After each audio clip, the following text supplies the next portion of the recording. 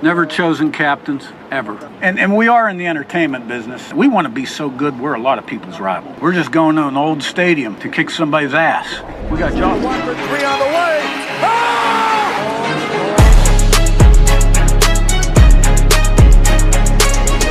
Well, that is your head coach of Indiana football. I mean, with this episode today of Indiana Sports Connection, we are going to look at Curt Cignetti. He has raised a lot of eyebrows from the Big Ten media days and all that stuff, and it's time to get into talking about football. So I got a bunch of clips lined up. Thank you so much for being here. I am your residential anchor, Aaron. Thank you for joining me on Indiana Sports Connection. The most passionate fans come here to talk about the Indiana Hoosiers basketball, football, and the Colts football. And today we're going to dive into Curt Cignetti and everything that happened at the Big Ten Media Day. And I got all the clips lined up, and we have a clip of the day coming up. Thank you so much for being here. Hit that subscribe button down below. If this is your first time here, thank you for being here. Hit that thumbs up button. Helps get the video out to more Hoosier fans across the country and across the globe. And leave your comments down below. Tell me what you think of the coach. And we are going to dive right into some of his comments now. So now that we got all that out of the way, you've subscribed, you did all that good stuff. Let's get into talking about the Indiana Hoosiers. All right, so Cignetti, he has been turning a lot of heads and raising a lot of eyebrows, and a lot of people have thought, you know, is this guy full of it? What's the deal? I like it. I like all the positivity. I like the amount of the excitement that he's bringing to Indiana football, and we need that here. We need that confidence, and we need that to be anything in football. We felt like we had a little bit of success with Tom Allen, and then it completely fell apart.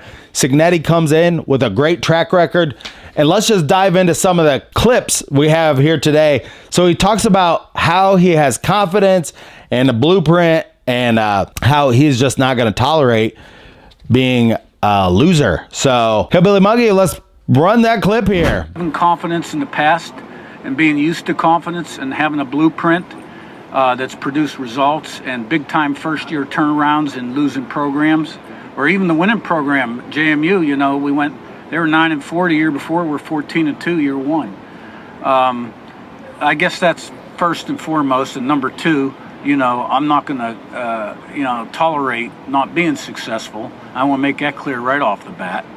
And then number three, it's a new day and age in football where with the portal you can change your team real quick. And fortunately, I was given the resources to do that. And I knew when we came in, I started interviewing the old players that we need a lot of new faces. And fortunately, they did me a favor by leaving. All right, in this next clip, he talks about the excitement about the team going to the Rose Bowl. Go. Kind of excitement around your team just to be able to go play there and play at the Rose Bowl? Yeah, for all the wrong reasons. We're just going to an old stadium to kick somebody's ass, you know. But that's not, when I say that, that's not directed toward UCLA. That's the objective every week. Look, I know that 1967 we were there and we haven't been there since and blah, blah, blah, blah, blah. Okay? We're not going out on a cruise or for a tour. We're going out to play a football game. We got jobs to do. So, yeah, some pretty hilarious stuff there. Our team, we're just going to an old stadium to kick somebody's ass. I love the... But here he was asked what a Purdue, being a big rival of Indiana, what that means for Indiana. Let's jump right into that one right here. You know, in-state rivalries are a great thing. Rivalries are a great thing. We want to be so good, we're a lot of people's rival. Right? So when we get to that week, you know, we'll concern ourselves with it. That's right. If you get really good, you're going to have a lot of rivals. I mean, Indiana doesn't have rivals in football because it's just been so lackluster, bad, really, since forever. This next clip, he talks about what he said at Assembly Hall when he was calling out Ohio State and Michigan, which many people maybe thought that was over the top, too over the top for Indiana fans. But let's just play what he had to say about that. So let me address that. You know, when you get to be 62, 63, you lose your filter a little bit, right? And when you're used to success and you've been on campus all day and you detect some things you don't really like, it kind of gets under your skin a little bit. So, and we are in the entertainment business. You know, this is entertainment, right? It's coaching, but it's entertainment. So, you know, I remember Jim Tressel when he went to Ohio State. I think he said something about beating Michigan. I can't remember exactly because that was a long time ago. But I just ramped that up a little bit, I guess. You know, we got 17,000 people in the basketball arena, right? And I got to get them excited. So, you know, the first part was easy. You know, I knew it. But then why stop there, right? And set the bar at 6 and 6. I mean, our goal, you know, we're going after these two. We want to be the best. It's like that thing I talked about with your kids, right? I mean, you know, when you compete, you want to be the best. You can't have self-imposed limits. Oh, if we go to a bowl, it's a great year. Bullshit. That ain't the goal. The goal is to be the best. And what you do is you commit to the process and do the things you have to do to be the best you can be, and then see where you are at the end, right? You don't bring your kids up. Mary, I want you to be 5th best today. 10th best. No, you want them to be the best. And so then he got into something that I thought was a little bit more interesting, talking about the starting quarterback. And then the next clip, he talks about the starting wide receiver. Here's what he had to say about naming a starter and everything like that. This is what he had to say about naming a starter. I mean, I've never seen the value of really naming a starter. I mean, our first year in the Sun Belt, Todd Centeo came from Colorado State. And we trotted him out for the first snap of the first game and never named a starter. He's Sun Belt Player of the Year. And, you know, I feel really good about Curtis Rourke. I think Taven Jackson's improved, but still needs to keep improving in terms of his preparation and processing and, you know, playing quarterback at a high level. I'm talking about the mental part of it and decision making. But he's made significant progress, and we got 2 young guys we like. So I want to promote competition at every position. I'm not necessarily looking to get him beat out because he had a really good spring. He didn't really get to show it in the spring game. Sometimes, you know, it's like the first quarter and a half of a game. You know, you got to have the opportunities to show what you can do.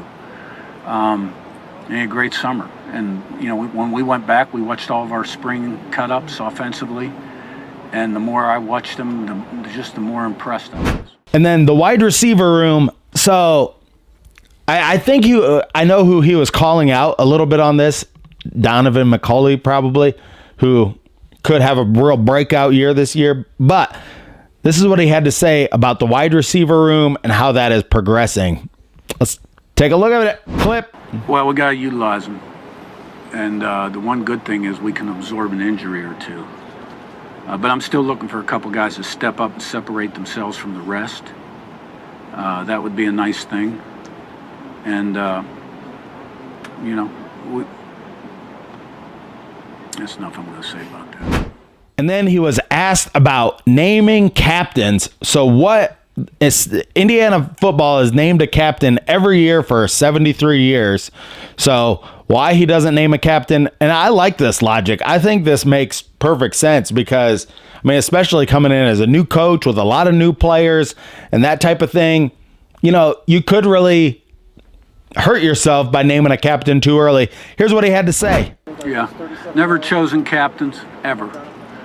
Put guys out in front of flex, and then when we're done, they say something to the team before practice, and then we practice.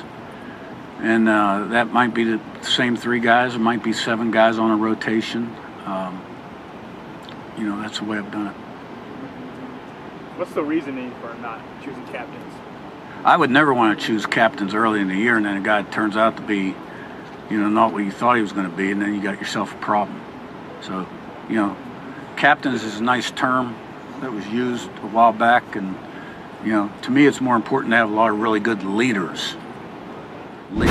And in this last clip, he talks about what some of the fans, how they're reacting to him and everything like that. And then at the very end of this, what he said, probably the most important. Roll that last clip there, hillbilly monkey. I think good. You know, people are excited. There's probably certain few out there that don't like me being so outspoken. But, you know, so what?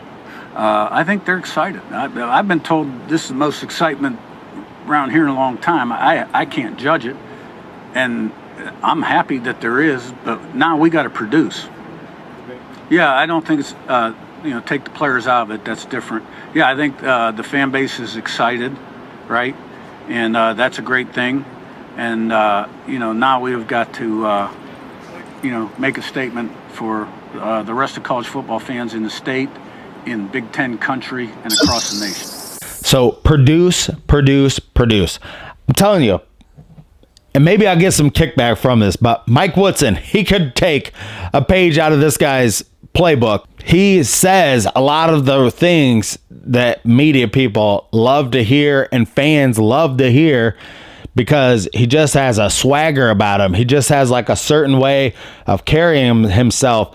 And you can tell he puts in the preparation and the hard work, that he's able to have that confidence because he puts in that preparation and that hard work. And that's really what goes into it.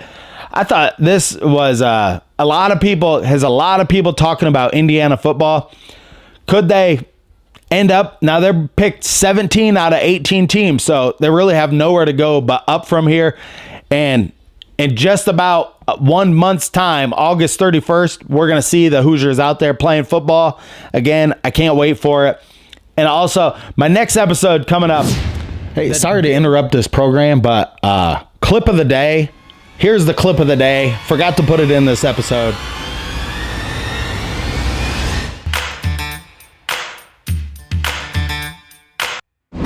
Last workout of the summer. This is workout number 30, and I want to go out with a bang.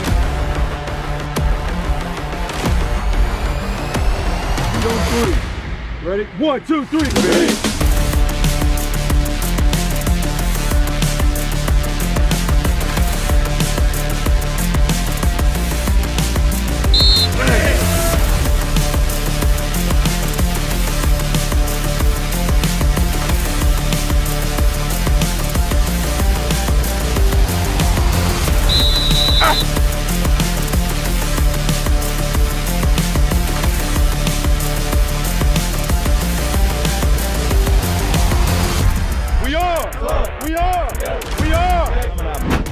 The big three players, Anthony Richardson, Adonai Mitchell, and Leatu, how these three players are really have to raise the level of the Colts. And they are more instrumental to the Colts' success this year. I'm working on a video about that. Should be coming out in a couple days. We love to hear this about Indiana football because there's not been a lot of excitement there.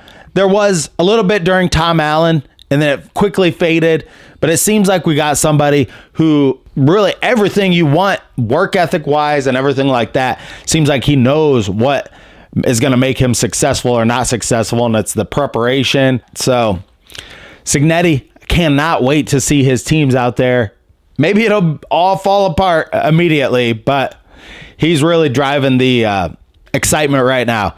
So thank you so much for joining me on this episode of Indiana Sports Connection. Till next time, stay classy out there, Hoosier fans. Hello, friend. These days, I think cybersecurity is now as important as physical security. That's why when I'm online, I use NordVPN. NordVPN uses next generation encryption to keep my passwords and data safe, which is especially important when I'm traveling and I'm on public Wi-Fi, which is more vulnerable to hacking. I'm sure a lot of you are going to be traveling for the holidays this summer. Use NordVPN, one account that will protect all your devices and computers. And with their 30-day money-back guarantee, you have nothing to lose.